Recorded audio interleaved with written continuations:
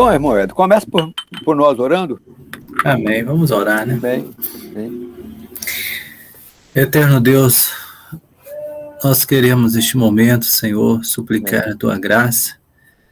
Ó Deus, pedimos que o Senhor esteja nos purificando, Deus, renovando a fé no nosso coração, nos fortalecendo nesta caminhada.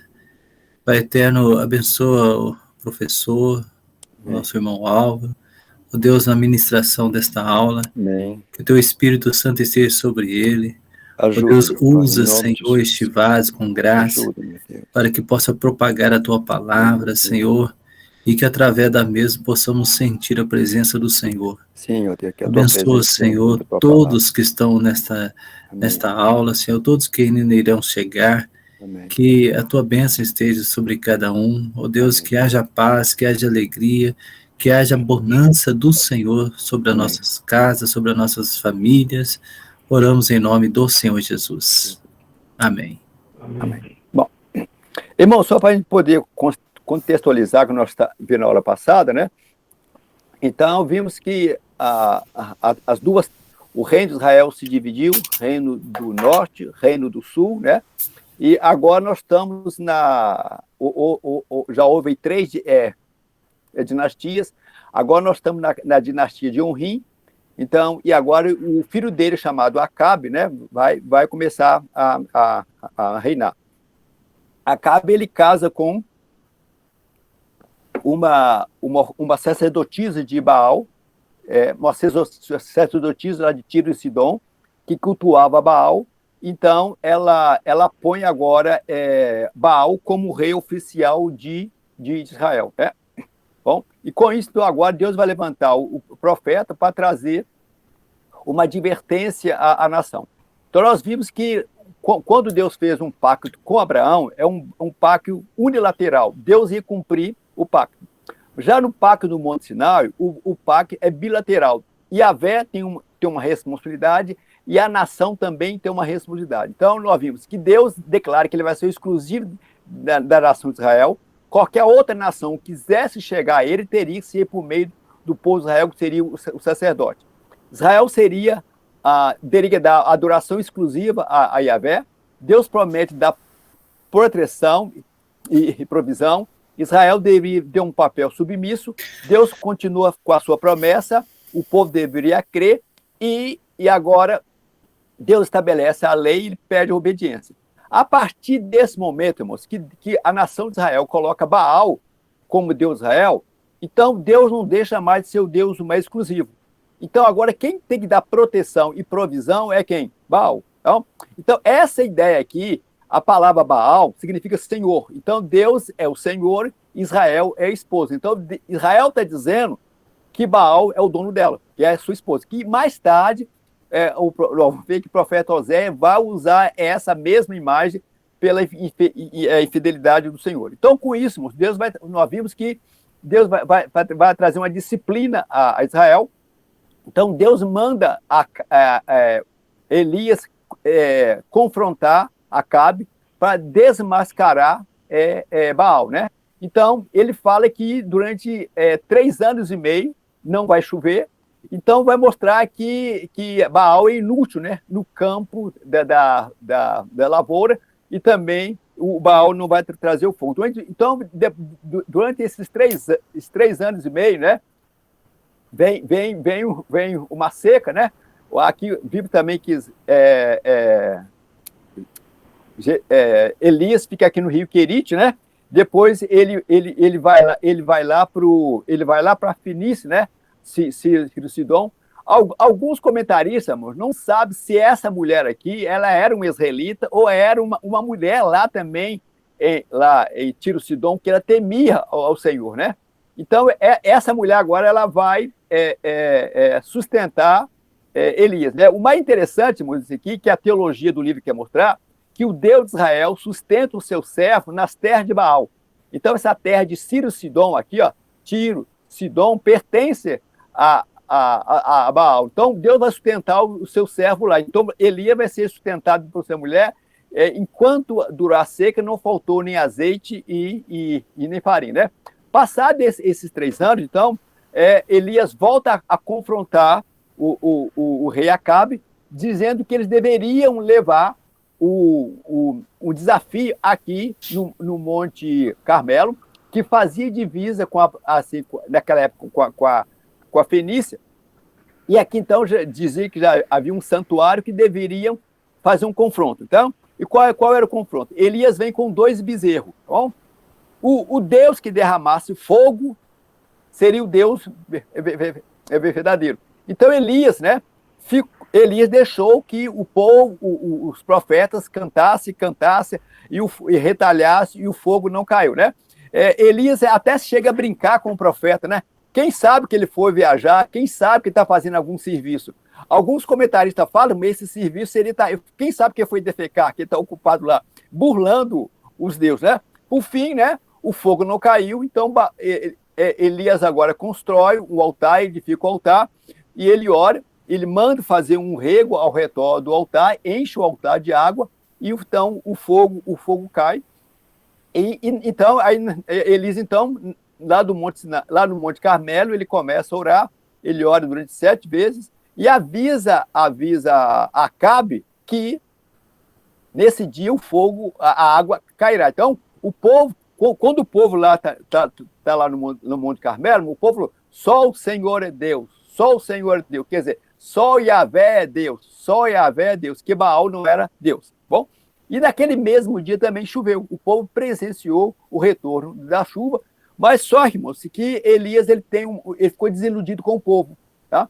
Ele esperava, com esse acontecimento, tanto Acabe como Jezabel se arrependeram, mas eles não se arrependeram. E mesmo assim, ainda, depois que Elias matou os profetas de Baal, que eles eram falsos, Jezabel, então, agora, ela traz um movimento para acabar para exterminar a vida de Elias, né? Então, e com isso, por Elias ficar desiludido com o povo, esperar que houvesse, assim, um grande arrependimento, né? Ele sai lá da terra dele, lá da região da Galiléia, e vem aqui no Monte Sinai, onde Deus se revelou a Moisés. Então ele vem lá novamente confrontar Deus, realmente, o que foi que aconteceu. Bom, então aí nós vamos aprender algumas lições com Elias, né? Então Elias ficou desiludido com o povo, vai até o Monte Sinai. E lá no Monte Sinai, ele é surpreendido por Yahvé. Porque é o seguinte, irmãos, quando Deus se revela a Moisés no Monte Sinai, houve trovão, houve fogo, houve terremoto, e o povo ficaram agora assustados com o quê? Com a presença de Deus. E Elias, novamente, quando ele percebe isso, ele percebe, pela sensibilidade espiritual, ele percebe que Deus não está nisso, entende? Então ele fala que Deus falou em um sussurro, em uma voz suave, né? O que Deus estava ensinando a Elias, moço? E o que Deus também ensina para nós hoje, entende?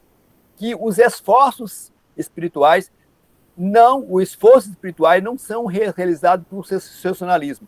Então, não é muita manifestação, não é muito milagre, não é muitas manifestações extraordinárias que vai levar o povo a se converter.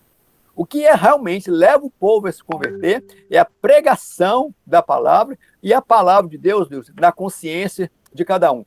Então, por isso que muitas vezes a gente não precisamos ficar decepcionado, moço, porque a ação da palavra no coração do homem, essa ação é exclusivamente do Espírito Santo de Deus. Bom? Então mediante a sua voz, a voz, mediante a voz suave da palavra que opera no coração de cada consciência. Então, a coisa mais poderosa que, então, nós temos hoje é a pregação da palavra que vai atuar nas consciências. Né? E depois a gente vai ver isso também dentro do próprio na vida do Senhor Jesus. Apesar de tanto milagre que ele fez, o povo ainda não ficou sensibilizado pela manifestação da sua consciência que ele era a encarnação do próprio Deus. Bom, então, o outro ponto também, irmãos, que nós aprendemos aqui dentro do livro, que o livro, a teologia quer mostrar, Yahvé, o Deus de Israel, ele domina sobre todo o universo. Né? Como Israel não existe a palavra universo, então quando fala sobre céus e terra, está referindo sobre todo o universo. Então ele tem controle sobre os animais, né? Os corvos levaram comida para Elias. Ele tem controle sobre as águas, o rio secou. Ele tem controle sobre os alimentos, né? Não faltou azeite, se multiplicou esse tempo todo. Os anjos deram a comida extraordinária para Elias. Ele ficou capacitado a caminhar até chegar ao Monte Sinai. Ele tem controle sobre a morte, né? O filho dessa viúva morre, Elias ele ressuscita. Ele tem controle sobre o fogo cai no momento exato. Mais tarde, lá também, quando Acasias vai confrontar Elias, dizendo que ele ia morrer, Elias também manda fogo sobre o soldado e o fogo cai no momento exato. Deus tem o controle sobre o vento e sobre a chuva. O que expliquei na aula passada? O mar não deixou de existir e nem o sol deixou de brilhar. O que acontecia? O sol evaporava a água, só que Deus movia o vento não mandava a brisa para o continente. A brisa o que voltava, não trazendo a chuva. Aí quando Deus confronta a nação então entende que só Israel, só Yahvé é Deus, o vento volta a soprar agora em direção ao continente, trazendo a chuva, e também Deus tem um controle sobre a terra, trazendo o terremoto.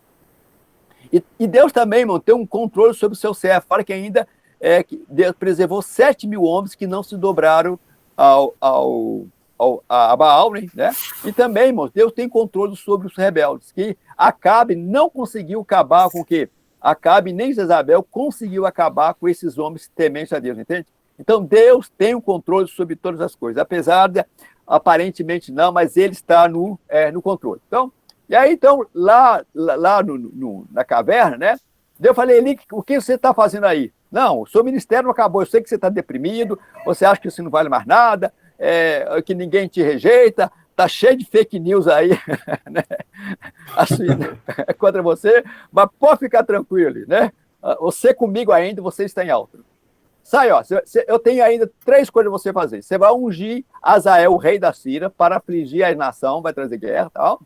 Então, esses 3 homens vão trazer espada e julgamento. Então, Azael, o rei da Síria, vai trazer a guerra à nação. Jeú, né, vai exterminar a família de Acabe. E Eliseu vai concluir a missão de Elias, vai ser o substituto de Elias, e concluir a obra dele, condenar a idolatria que a nação está se envolvendo. Bom, e ao longo desse tempo também, aí continua a história de Acabe, né? Então, Acabe, ele apesar da idolatria da nação, a falta de arrependimento de Acabe, né? Ele vai lutar contra o rei da Síria, Ben-Hadad, né? E ele deveria matar o rei, mas ele não mata o rei, tá bom? A proposta dele, irmão, é que a Síria ficasse como escudo pelo avanço do Império Assírio. Então ele queria que, como essa nação, Damasco, seria como uma proteção. Depois ele vai ser condenado por isso, porque Deus manda ele exterminar o rei da Síria como julgamento. O outro problema também de Acabe, irmãos, ele se apropria da vinha de Nabote. Ele gostou muito da vinha, ele fica emburrado, ele quer a vinha. E aí o que acontece? Aí Jezabel faz todo um complô que Nabote havia blasfemado contra Deus e toma a vinha, né? Então, quando comecei lá no início da aula passada, irmão, eu coloquei um dos 3 pecados que a nação de Israel vai ser julgada: a idolatria e a injustiça social. Então, irmãos, o Acabe, como rei de Israel, ele não poderia apropriar das terras, porque as terras eram... Deus não queria que houvesse um latifúndio, ninguém poderia apropriar da terra dos outros, mesmo que o rei.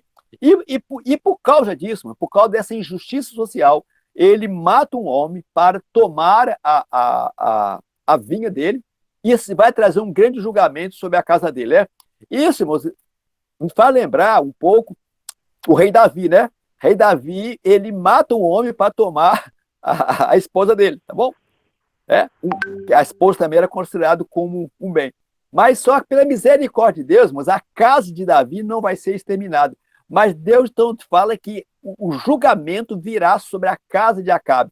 Os descendentes dele serão exterminados e vai morrer de uma morte terrível. Os cães, eles não vão ser sepultados, nem ele e nem Jezabel. Aí, irmão, os anos passam, Acabe novamente vai lutar contra o rei da Síria, né? Ele pede aliança, faz uma aliança com o rei de Israel, o rei de Judá, Josafá, e Josafá propõe ir para a guerra, né, com ele, e no fim dessa guerra, irmãos, né, o Josafá, Acabe, ele é ferido, tá? O cara lá lança uma lança lá a ermo, né, e ele morre, né, e cumpre o que o profeta Micaías disse, né, ô rei, olha, o senhor pode até me deixar preso aqui na cadeia, se eu voltar, porque eu sou um profeta falso. Agora, se o senhor voltar vivo, eu sou um profeta falso. Agora, se o senhor morrer, eu sou um profeta verdadeiro. Então, a profecia de Micaías cumpriu, né?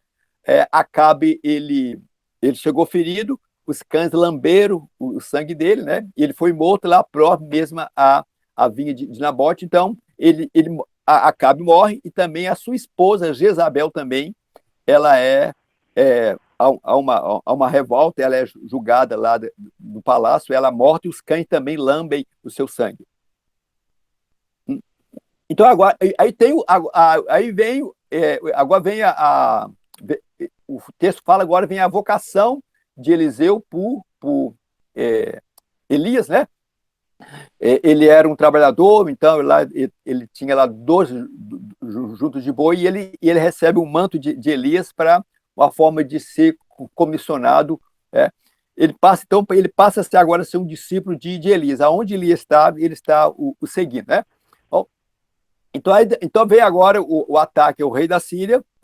Então agora aqui, nós temos agora aqui, nós temos, presta atenção, agora nós temos aqui Damasco, que é uma nação, o império da Síria, e tem um outro império se levantando aqui, ó, os assírios, tá bom? Estão levantando também, tá? Como império.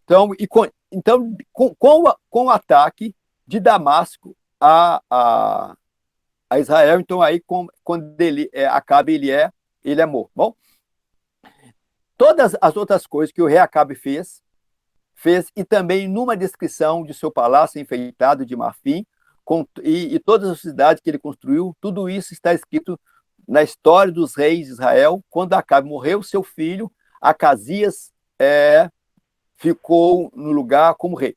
Aqui, só uma descrição aqui, quando fala enfeitado com marfim, né?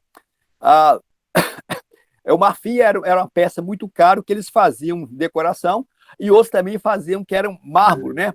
Que era mármore importado, que eles faziam, mármore claro, que eles achavam que era um marfim. Mas era muito dispendioso ter esse tipo de construção em casa, por isso que há essa descrição aí. Bom, então agora nós temos aqui, vocês estão vendo bem comigo, então nós temos aqui Acabe, agora vem um filho dele, Acasias, e vem o último filho dele chamado Jorão, que ele vai começar a reinar. Acasias não teve boa história. Idólatra como o pai, Acabe, com seu pai Acabe, reinou apenas 2 anos e não teve filhos. Caiu do terraço e muito ferido, mandou consultar os deuses estranhos. Elias mandou uma palavra dizendo que ele, secretamente, que ele morreria, porque ele deveria ter consultado o rei, ele deveria ter consultado o rei de Israel e não os outros deuses. Então, Elias fala que ele vai morrer por causa disso. O que Acasias faz? Acasias manda, irmãos, soldados para prender Elias, tá? E o matá-lo. Eles entendiam o seguinte: é como Elias fosse um feiticeiro, e Elias declarou ele lançou uma feitiçaria. Se o feiticeiro fosse morto, a feitiçaria desceria de cumprir. Então, se a maldição que Elias lançou sobre Acabe, se Elias fosse morto, ele deixaria o quê? A maldição deixaria de cumprir. Por isso que ele manda o soldado. Então, foram 2 soldados, 2 levas de 50, o outro, né? Quando eu sou o outro, eu sou Elias. Por favor, tem misericórdia de mim, eu estou apenas cumprindo a ordem, não me mata, não. Ah, tá bom, tá bom. Então, fala com o rei mesmo assim, ele vai morrer. Então, por fim, também, Acasias, ele morreu, né? Então, aí depois veio o outro irmão dele, né? Então, sucedeu o seu irmão Jorão e afastou-se Baal. Pecou contra o Senhor, contra Deus, o Senhor, porém, contra Deus, o Senhor. Porém, não foi como seu pai e sua mãe que adoravam o Baal. Derrubou as colunas de Baal, que seu pai havia mandado levantar. No entanto, como Jeroboão, lá no início, né, de debate, havia feito, Jorão também o quê? Levantou os mesmos altares. Então, o pai dele, Acabe, levantou o altar ao deus Baal. Ele retirou, mas ele volta novamente com a idolatria do bezerro. Bom, agora levanta uma outra dinastia, irmão, chamada a dinastia de Jeú.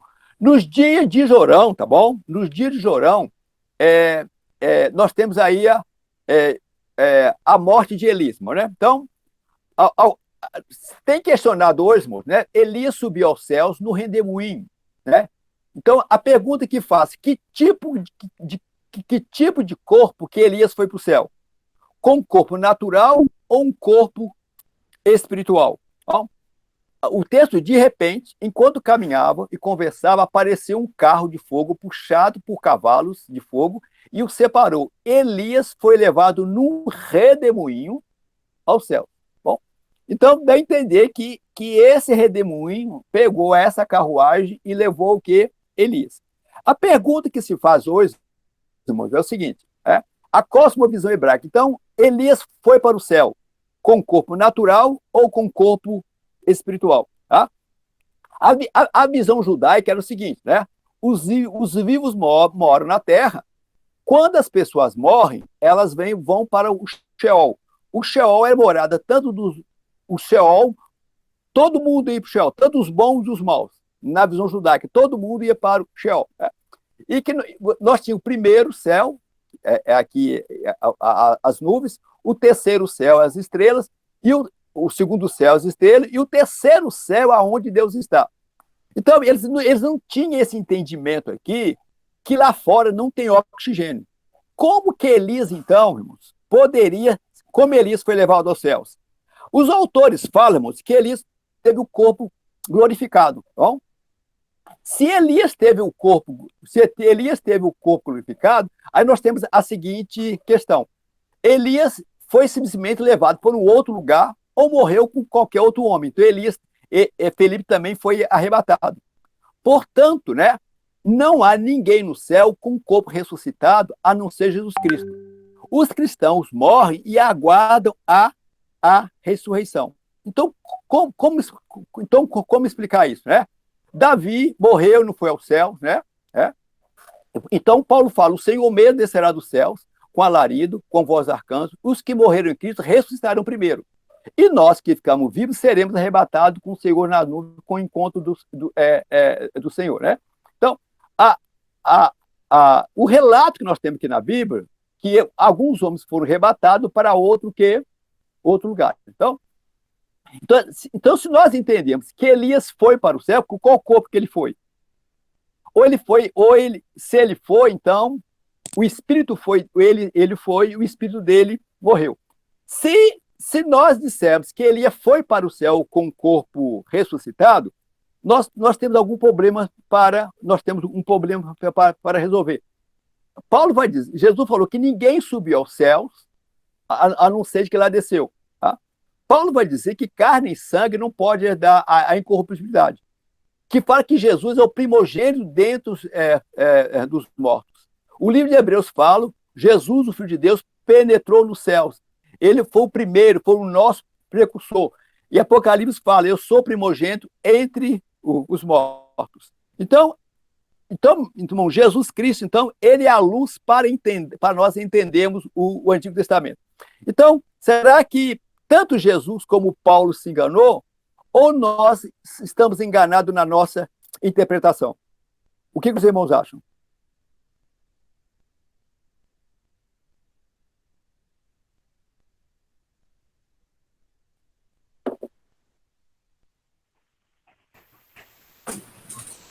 Álvaro, isso aí é complicado, viu?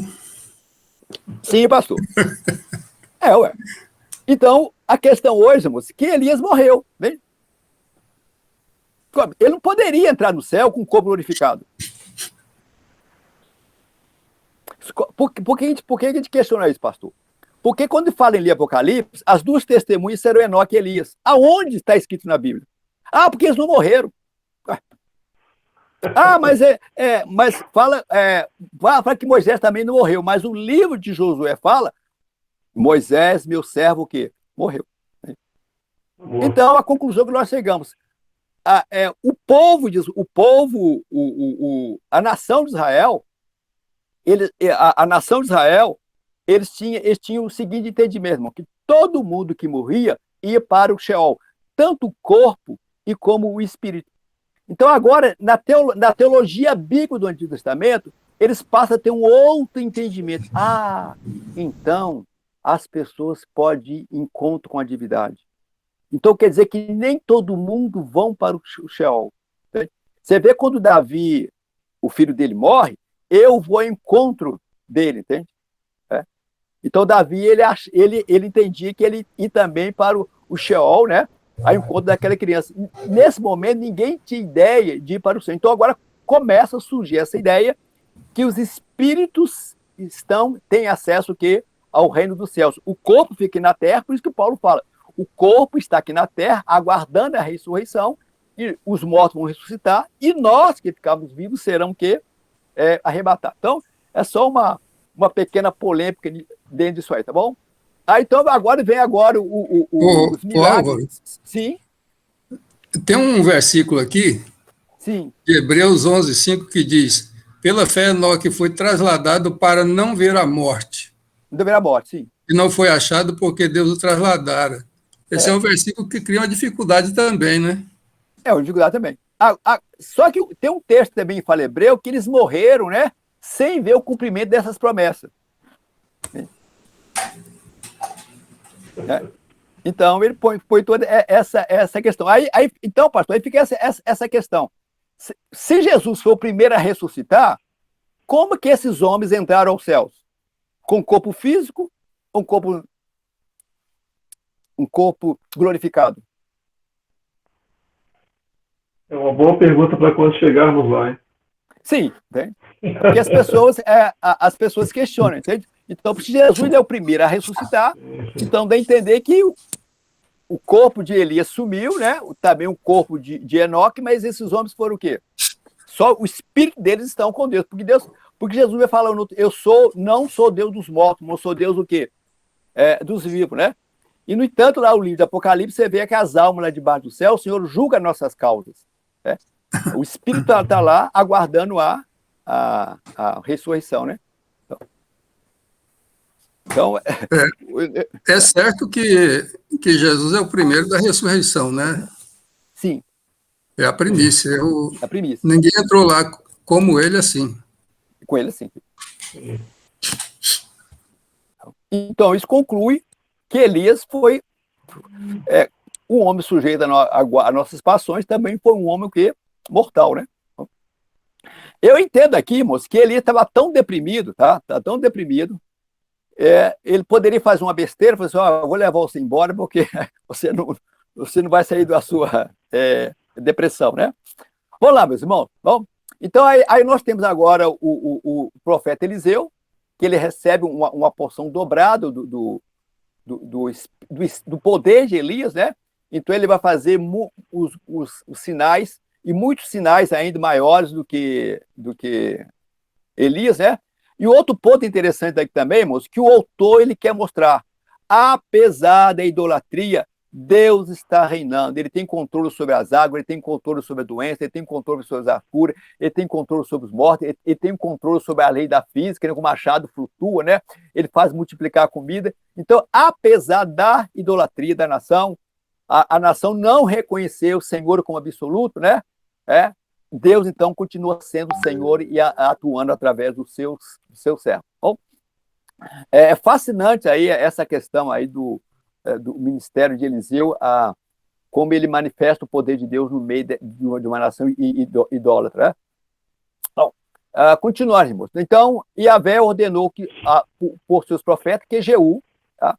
Filho de Josafá, filho de Nissi, que se rebelasse contra o rei e destruísse Jorão e toda a casa de Acabe como juízo por ter levado Israel a cultuar Baal.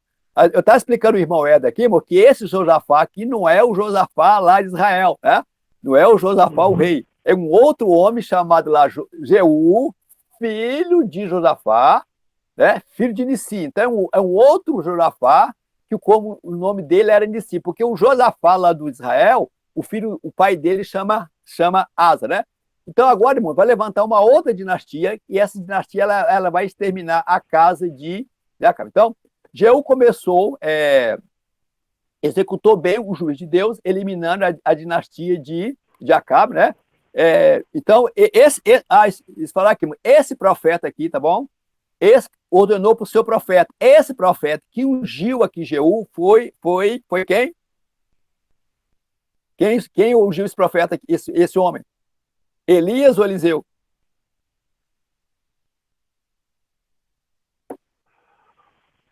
Irmãos? Quem ungiu aqui, ó, por ordem dos seus profetas? Jeú recebeu essa ordem de quem? De Eliseu. Deus mandou a Elias, e Elias não fez, hein? Quem acabou fazendo isso foi Eliseu, né? Então, a dinastia de Jeú, né?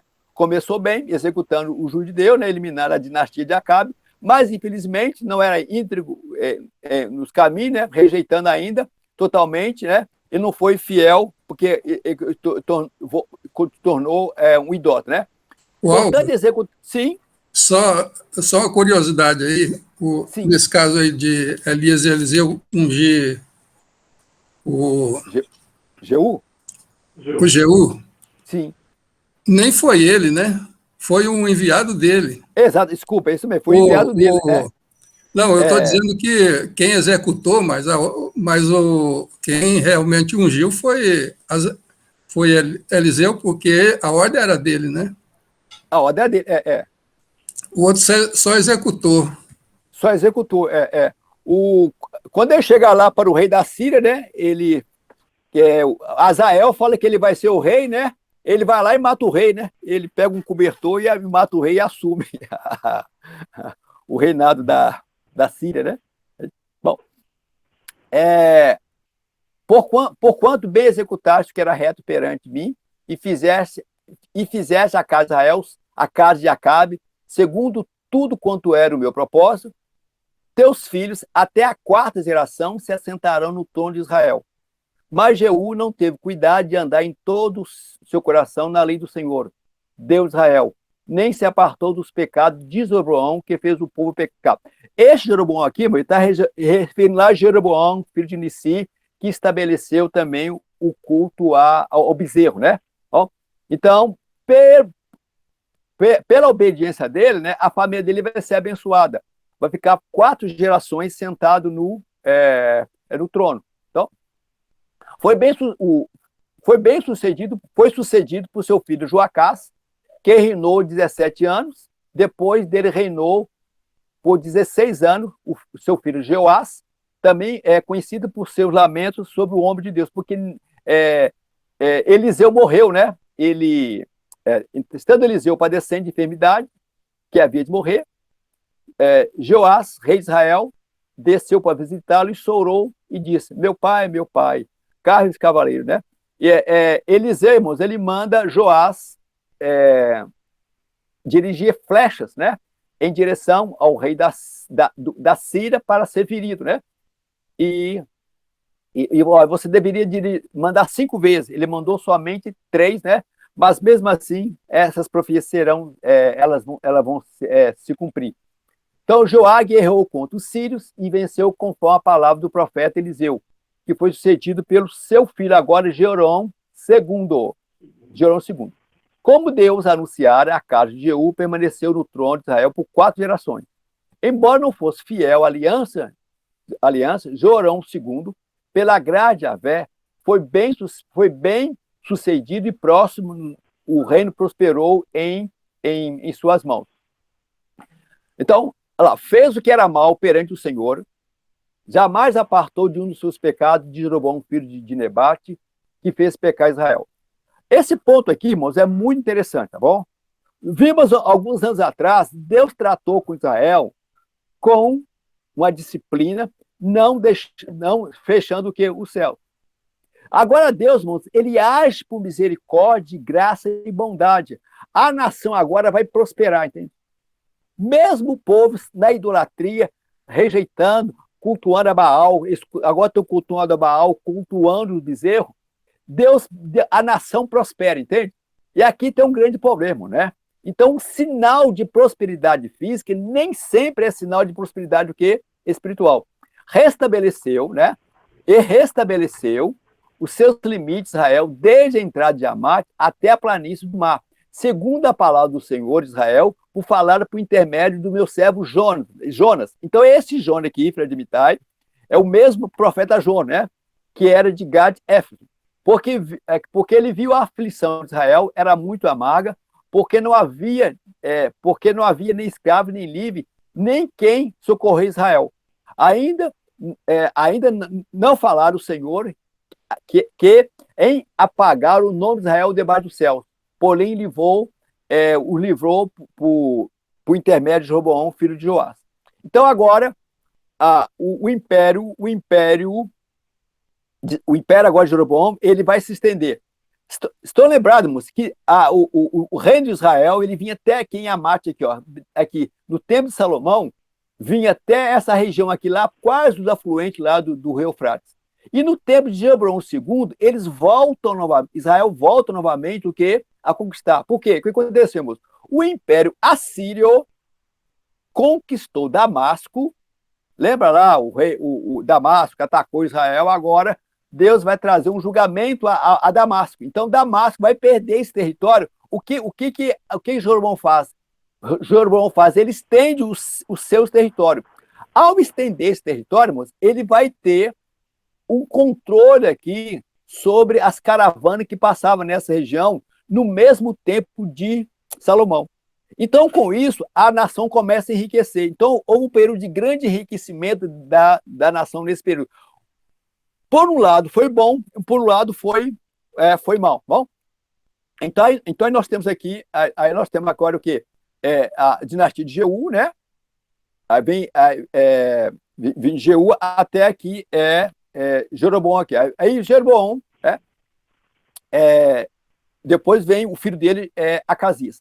No período de Jeroboão, então nós temos aqui dois grandes profetas que vão atuar aqui, Jonas e Amós, né?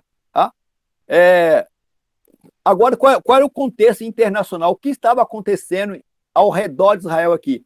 Estava havendo, mas a expansão do Império Assírio, tá? Cuja capital era Nínive, né? Nesse verde aqui, ó, mais escuro, é a expansão do Império Assírio, e nesses verdes mais claros aqui, que ele vai conseguir chegar até o Egito. Então, Deus estava dando misericórdia a Israel para que ele não se arrependesse e o Império Assírio não destruísse a nação. Mas como não... E Deus está protelando para que houvesse arrependimento. Nesse período aqui, irmão, tá bom? Então o Império Assírio está fazendo o seu programa, o seu propósito de avançar. Qual era o sistema do Império Assírio? A tomada de parte do território. Havia pagamento de imposto para ter independência política e religiosa.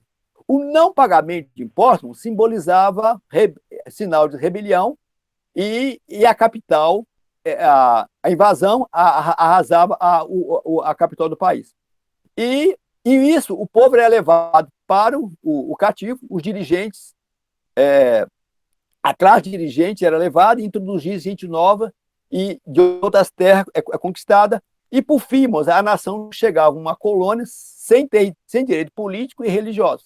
Então o Israel, mas ele está agora, ele está vai ser pressionado agora pelo Império, pela Assíria. Então, ela era uma nação altamente, tá? Eles eram cruéis pelas suas guerras, né? Eles faziam escalpelo, tiravam a cabeça a sangue frio, tiravam as peles das costas dos sujeitos, né? cortavam os polegares. Era um povo altamente terrível nas suas práticas de guerra. Tá? E eles eram muito temidos por causa disso, né? E dentro desse contexto, né? Aqui, cuja capital é Nínive, então Deus manda agora um profeta aqui, lá da Galileia, Jonas dispõe e vai a Nínive. Então, aí o que Jonas foi? Jonas se dispôs o quê? A fugir para Tarsis. A pergunta é que se faz, por que Jonas não quis ir para Nínive? Ou porque ele tinha medo, ou qual era o motivo? É porque era o seguinte, irmãos. Jonas, como profeta, ele viu que a nação dele estava em pecado, estava em idolatria. Que Deus iria usar o quê? A nação, a Síria, para destruir o povo dele. Então ele chegou à seguinte lógica: olha, se eu for lá e pregar, o povo vai se arrepender. E esse povo vem e destrói a minha nação. O que eu vou fazer? Eu vou fugir, né? E Deus vai destruir a cidade e a minha nação fica o quê? Livre do juízo de Deus. Então, por isso que Jonas, ele entendia o seguinte, né? O Deus de Israel, na mentalidade deles, o Deus de Israel só está dentro do território de Israel. Se ele saísse do território de Israel, é como se fosse um celular. Ele perdeu não pega mais, entende? Mas qual foi a surpresa de Jonas, irmão? Mesmo longe da terra de Israel, até mesmo na profundeza do mar, ele ouve o quê? A voz de Deus. Então, Jonas se arrepende, ele é lançado aqui novamente, aqui nas praias do Mediterrâneo, então ele caminha e vai até Nínive, e lá ele prega, a nação se arrepende, aí passa mais 130 anos de misericórdia, depois que, então depois a Nínive, né, ela vai destruir, a Síria vai destruir Israel, e Nínive ainda vai aturar, vai permanecer mais uma média de uns 150 anos, tá bom? Então, após agora, Jeú vem um filho dele chamado Zacarias, que reina apenas por 6 meses, então vitimado de uma conspiração, tomado por Salum, toda a família agora de Zacarias, são eliminados, tá? Então agora aqui, ó, surge uma outra descendência de Salum. Esse período, irmãos, vai ser um período muito conturbado nos últimos dos reis de Israel, né? Então, Zacarias foi morto por Salum, que reinou por 1 mês, e foi morto por Manaém, né? Que é filho de Manaém. Então, olha lá, o cara exterminou uma dinastia, reinou apenas 1 mês. Pecaías reinou apenas 2 anos e foi assassinado por Peca, que reinou durante 20 anos e foi morto por Oséias, o último rei de Israel. Esse Peca aqui, bom, ele está vendo o avanço do império, ele está vendo o avanço do império assírio, ele tenta, irmãos, fazer uma aliança com Judá para enfrentar, então seria Damasco, Israel e Judá para enfrentar a Síria. Só que Judá não quis se envolver nessa história. Aí vem lá a palavra de Isaías, que ele profetizasse, né? Que profetizou que Deus daria um livramento à nação, né? Então, e por isso, nesse período aqui, porque eles não quiseram aceitar a aliança, o reino do sul vai ser atacado aqui pelo reino do norte, mas Deus dá o livramento à nação. E o que Israel faz, mano? Depois o irmão Éder vai tratar. O que Judá faz? Judá, ele manda mensageiro ao rei da Síria, dizendo que os dois querem atacar. Olha aqui, ó, eu estou pagando aqui meus impostos, estou mandando aqui uma quantia de dinheiro, luta contra as 2 nações, mas me poupa, né? Depois Isaías ele vai ainda confrontar o rei Acaz. Ele não deveria ter feito isso, deveria confiado no Senhor, que ele daria o livramento à nação, né? E aí, irmãos, então aqui nos dias de Jorão, né, de Jeroboão, levantou também o profeta Amós, tá bom? Lembra lá, irmão, que houve uma grande fortuna, uma grande riqueza, as pessoas acumularam, começaram a acumular a fortuna. Então, irmão, começa agora a ver uma classe muito rica e uma classe muito pobre. Então, a mensagem básica de Amós era o quê? A injustiça social. A estrutura política e a estrutura religiosa não estão explorando somente dos pobres, mas também, irmão, dos miseráveis, né? E com isso também agora Deus manda a mensagem de Oséias, que a própria vida de Oséias vai ser a mensagem, né?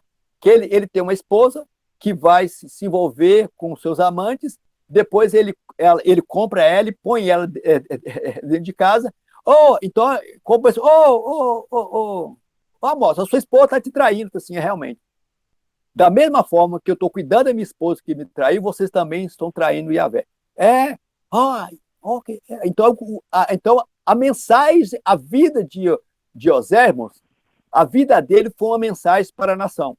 Então, ele colocou a esposa dentro de casa, querendo dela o arrependimento. Então, o que Deus está mostrando, mesmo com a rebeldia de Israel, Deus está cuidando de Israel como um pai, como esposo, né? Lembra lá, se a nação pecasse, Deus não daria nem proteção e provisão. Então, Deus, na sua misericórdia, está mostrando, olha, mesmo vocês em rebeldia, eu estou dando a minha misericórdia sobre vocês. E mesmo isso, irmãos, isso não levou a nação ao arrependimento, né? Aí mesmo tempo aqui vem o profeta Isaías, aqui no sul, né? Que está dentro desse contexto aí, que semana que vem nós vamos falar sobre os reis, depois vem um estudo sobre os profetas. Então, Oséias foi o último rei de Israel e sucumbiu sob o cativeiro assírio, né?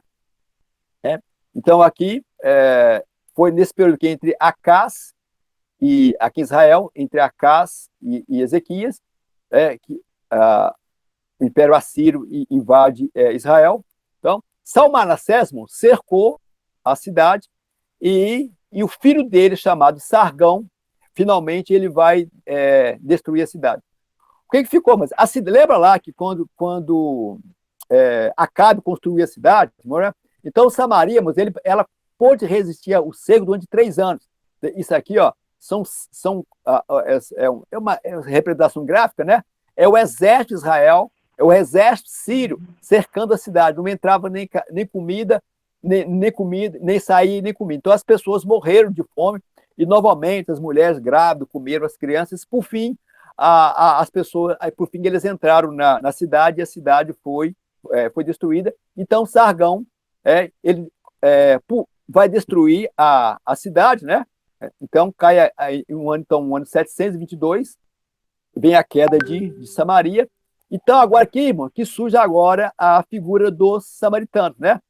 O Sargão vai levar os israelitas lá para a terra de Gozã, Ala, Nínive, Ecbatana, né? E ele vai levar os israelitas para essa região. E aqui de Cuta e Babilônia e Amate vai trazer povos de outras regiões para aqui dentro de Samaria. Esses povos, com seus deuses, misturaram com os israelitas, que aí depois os judeus vão chamar israelitas de segunda classe. Eles não somente trouxeram outras etnias, mas também os seus deuses. Quando o povo volta lá do exílio, eles vão rejeitar os israelitas, né? Bom, então, por fim aqui, falta 5 minutos para terminar. Então, nós temos o quê? A monarquia unida, tá? Monarquia unida, a divisão, o Reino do Norte, e o Reino do Sul. Tá? Nós temos o que agora? O Reino de Judá. Aí nós temos agora o que? Quando o reino de Israel vai cair, Israel ainda, irmãos, vai ficar mais 130 anos, tá bom?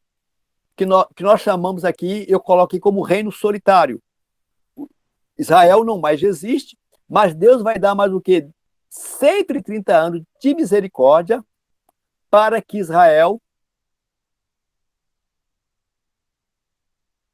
Babilônia. Então, como não se arrependeram, eles vão ser também levados para o cativeiro. Bom, então, como eu falei no início da aula, então o propósito do livro é esse.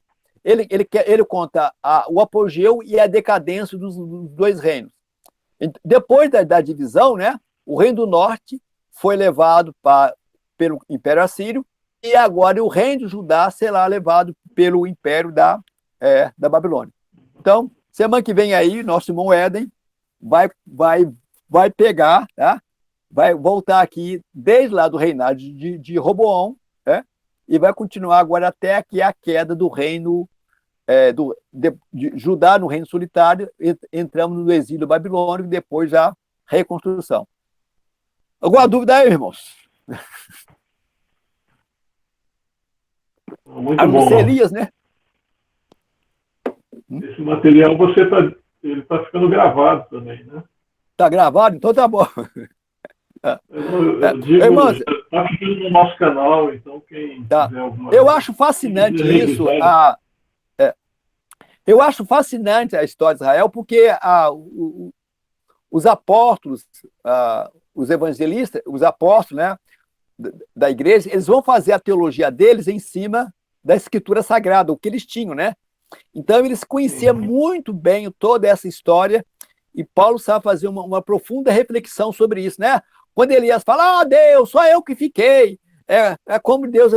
Aí Paulo fala, não, Deus ainda tem um remanescente, né? Quando ele fala lá sobre a rejeição de Israel ao projeto de Deus em salvar o povo pela fé. Então, Deus ainda tem um remanescente, ele volta toda essa história. Irmãos, muito obrigado. Deus os abençoe, né? Que isso possa ser útil às suas vidas aí e nós possamos estudar bem essa palavra, que ela é riquíssima no aprendizado para nós. Amém.